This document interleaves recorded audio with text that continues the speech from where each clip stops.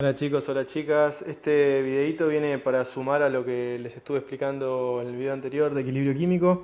Factores externos que afectan el equilibrio. El video anterior les expliqué lo que era el principio de Le Chatelier y cómo funcionaba, ¿sí?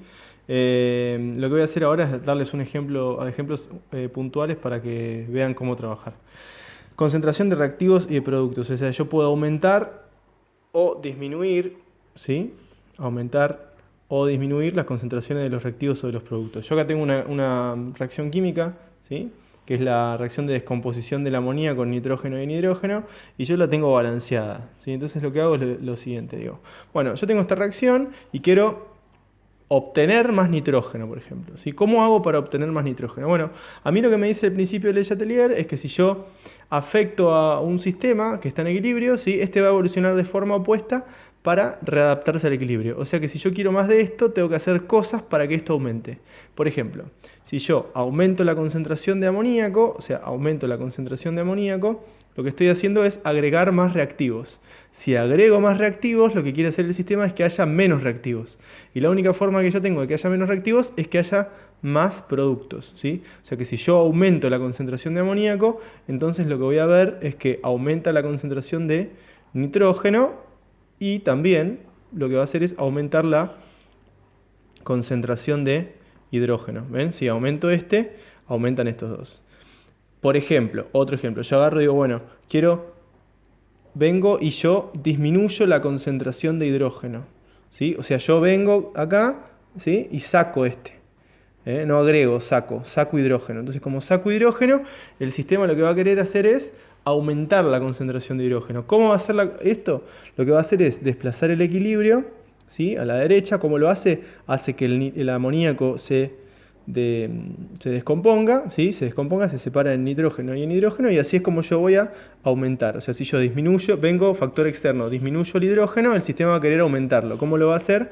Descomponiendo más amoníaco, ¿sí? Entonces el equilibrio se desplaza a la derecha, la formación de productos, ¿sí?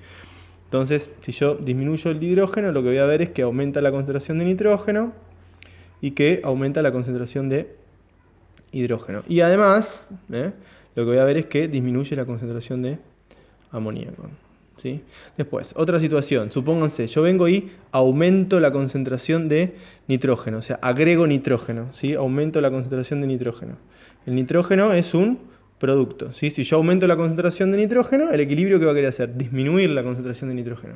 ¿Dónde hay menos nitrógeno? Del lado de los reactivos donde no hay nitrógeno. Entonces, si yo aumento, el equilibrio se va a desplazar a la izquierda, ¿sí? Se desplaza a la izquierda. Como se desplaza a la izquierda, lo que voy a observar, ¿qué es? Voy a observar rápidamente que aumenta la concentración de amoníaco, ¿sí? Ahora, para que se obtenga más amoníaco, necesito que el nitrógeno reaccione con el hidrógeno. O sea que, ¿qué le va a pasar a esto? Voy a ver que disminuye la concentración de hidrógeno, entre otros factores, ¿sí? Dependiendo de cómo yo cambio las concentraciones de reactivos o productos, el sistema va a evolucionar de forma opuesta para restablecer el equilibrio, ¿sí? Muy bien. Factor externo, temperatura, ¿sí? Habíamos dicho que para la temperatura yo tenía dos tipos de reacciones, una exotérmica o la endotérmica, ¿sí? En el caso de una reacción exotérmica es una reacción donde los reactivos, cuando me dan los productos, ¿sí? O sea, los reactivos me terminan dando los productos y aparte me termina dando calor, ¿sí? Una reacción exotérmica es una reacción que tiene una variación de entalpía menor que cero, o sea, una variación de entalpía con un número negativo, ¿sí? Esto es lo que quiere decir. O sea, está liberando calor, libera calor, ¿sí?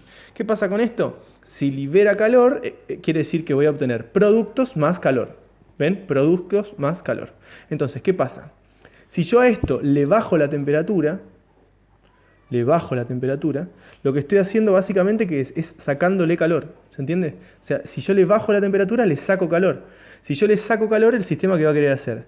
Va a querer tener más calor. ¿Y de qué lado hay más calor? Del lado de los productos. O sea, si yo le saco la temperatura, ¿sí? Entonces el sistema quiere más calor. ¿Cómo lo hace eso? Desplaza el equilibrio a la formación de productos. Entonces, si yo disminuyo la temperatura, lo que voy a observar es que aumenta la concentración de productos y que disminuye la concentración de reactivos. Por eso se dice que las reacciones exotérmicas se ven favorecidas por una disminución de la temperatura, ¿sí?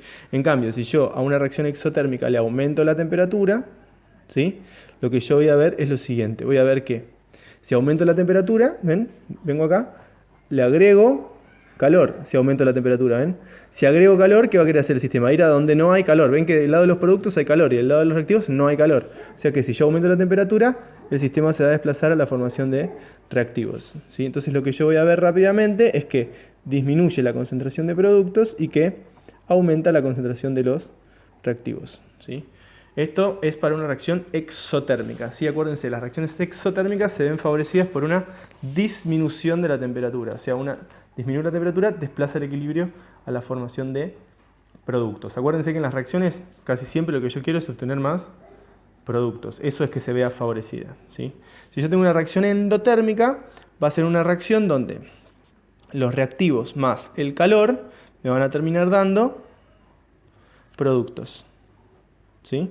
Entonces, ¿qué característica tiene una reacción endotérmica? Que su variación de la entalpía es mayor que 0. O sea que su variación de la entalpía es igual a un número positivo. Esto es lo que quiere decir, ¿sí? ¿Qué pasa acá? Si yo aumento la temperatura, ¿sí? Aumento la temperatura, ¿qué es lo que estoy haciendo? Estoy agregando calor. Si yo quiero agregar calor, el sistema va a querer lo opuesto. ¿Lo opuesto qué es? Es sacar calor. ¿Y de qué lado hay calor? Del lado de los reactivos hay calor y del lado de los productos no hay calor. O sea que si yo agrego la temperatura, o sea, aumento la temperatura, el equilibrio se va a desplazar a la formación de productos. Lo que yo voy a decir es que las reacciones endotérmicas se ven favorecidas, ¿sí? O sea, aumenta la concentración de productos con un aumento de la temperatura, ¿sí? Y a su vez lo que yo voy a ver también es que disminuye la concentración de reactivos, ¿sí? De forma opuesta, lo que voy a analizar es que si yo tengo el mismo tipo de reacción, pero que yo le bajo la temperatura, ¿sí? Lo que voy a ver es lo siguiente. Si yo le bajo la temperatura, lo que voy a estar haciendo es sacándole calor, ¿ven? Si yo bajo la temperatura, le saco calor. Entonces, si yo le saco calor, el equilibrio va a querer aumentar la cantidad de calor. ¿Y de qué lado hay calor? Del lado de los reactivos. O sea que esto rápidamente se va a desplazar a la formación de reactivos. Entonces voy a decir que disminuye la concentración de productos y que aumenta la concentración de reactivos. Muy bien. Vamos a decir que las reacciones endotérmicas se ven favorecidas por un aumento de la temperatura, ¿sí? Factor externo, presión, ¿sí? Habíamos dicho ayer que para la presión tenía que tener en cuenta lo siguiente, que la presión iba a aumentar o disminuir dependiendo de la cantidad de partículas, ¿sí? Si yo aumento el número de moles, entonces lo que voy a decir es que aumento la presión, Entonces, mientras mayor es el número de moles gaseosos, mayor va a ser la presión, ¿sí? Entonces, lo primero que tengo que analizar cuando yo tengo una factor externo presión es cuántos moles gaseosos hay de cada lado de la ecuación. Fíjense. Miren, si yo miro esto de acá, tengo un mol de hidrógeno y un mol de cloro. Acá ya está balanceada la ecuación, ¿ven? Un mol de hidrógeno más un mol de cloro me va a terminar dando 2 moles de cloruro de hidrógeno, ¿sí? O sea que acá tengo 2 moles y acá tengo 2 moles, ¿sí? Si yo le aumento la presión, si yo aumento la presión en una reacción como esta, tengo la misma cantidad de número de moles gaseosos en los reactivos que en los productos. Lo que nosotros vamos a decir es que cuando yo tengo la misma cantidad de números de moles gaseosos en reactivos y en productos, ¿sí? La presión no afecta al equilibrio, ¿sí? O sea, si yo aumento la presión acá, esto no cambia, el equilibrio queda igual, no se desplaza para ninguno de los dos lugares.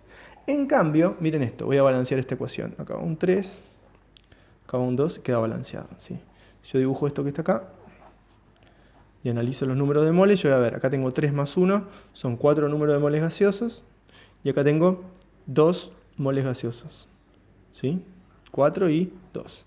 Tengo más moles gaseosos de este lado que de este lado. O sea que, si los analizo por separado, lo que voy a decir es que del lado de los reactivos hay más presión que del lado de los productos, ¿sí? Si yo pongo presión de los reactivos y presión de los productos, lo que yo voy a ver es que esto que está acá es más grande. Entonces, si yo aumento la presión de este equilibrio, ¿sí? El equilibrio se va a ver desplazado donde hay menor número de moles gaseosos. O sea que se va a ver desplazado para la derecha, ¿sí? Se va a ver desplazado para la derecha. Entonces, mientras mayor es la presión, si yo aumento la presión, va a querer ir a donde hay menor número de moles gaseosos. ¿Dónde hay menor número de moles gaseosos? En este caso. Esto es muy importante. Para poder analizar la presión tengo que ver cuántos moles gaseosos hay. Si yo analizo esto, tengo hidrógeno gaseoso, hidrógeno sólido, ¿sí? Y acá tengo ioduro de hidrógeno. Acá tengo 2 moles de este, que es gaseoso. Si yo dibujo esto que está acá, me va a quedar 2 moles gaseosos. Y acá tengo un solo mol gaseoso, ¿ven? Uno solo. Entonces, en un caso como este, esta presión, acá la presión de los reactivos va a ser más chica que la presión de los productos. O sea que si yo aumento la presión acá, ¿sí? El equilibrio, ¿para dónde se va a ver desplazado? Se va a ver desplazado para la formación de reactivos, ¿sí? ¿Por qué? Porque si hay menor presión, yo aumento la presión, si aumento la presión, el equilibrio se va a quedar desplazado donde hay menor presión. ¿Dónde hay menor presión en este caso? En los reactivos, ¿sí? Bueno, espero que les sirva para que lo vayan pensando. Les mando un abrazo grande y acuérdense que para poder entender esto primero hay que mirar el video anterior de equilibrio químico. Abrazo, nos vemos.